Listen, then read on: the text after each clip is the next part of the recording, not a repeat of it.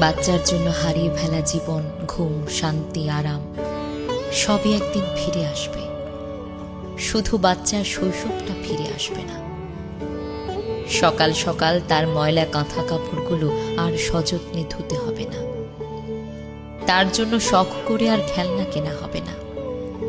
জিদ করে দাঁতহীন মারি দিয়ে কামড় দিতে চাইবে না। দুই হাত মুঠ করে আমার চুল ছিঁড়বে না। বাবার চুল ধরে টান দিবে না। ঘন্টায় ঘন্টায় তার জন্য আলাদা খাবার রান্নার পেরেশানিটাও থাকবে না। ছড়িয়ে ছিটিয়ে থাকা খেলনাগুলো গোছানোর কাজ আর পাবো না। নতুন খেলনা দেখলে তার বাবা আর কিনবে না।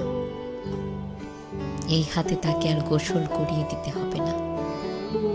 খালি বুকটায় তাকে আর জড়িয়ে ধরে ঘুম হবে না, কারণ সন্তান বড় হয়ে যাবে।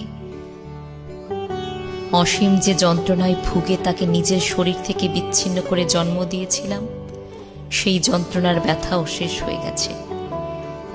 কাটা ছেঁড়া সেলাই হওয়া শরীরটা নিয়ে এই দুই হাতে তাকে প্রথমবার জড়িয়ে ধরেছিলাম, সেই দিনও গত হয়ে গেছে।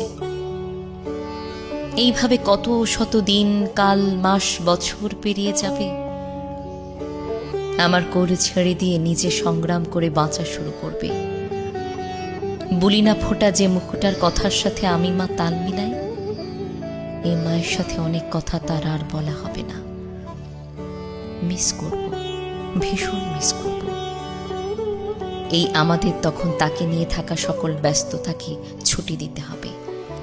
সে তার নিজের সাথে ব্যস্ত হয়ে যাবে। যে শৈশব তার স্মৃতিতে থাকবে না, তার সেই শৈশব আমাদের স্মৃতি জুড়ে থাকবে।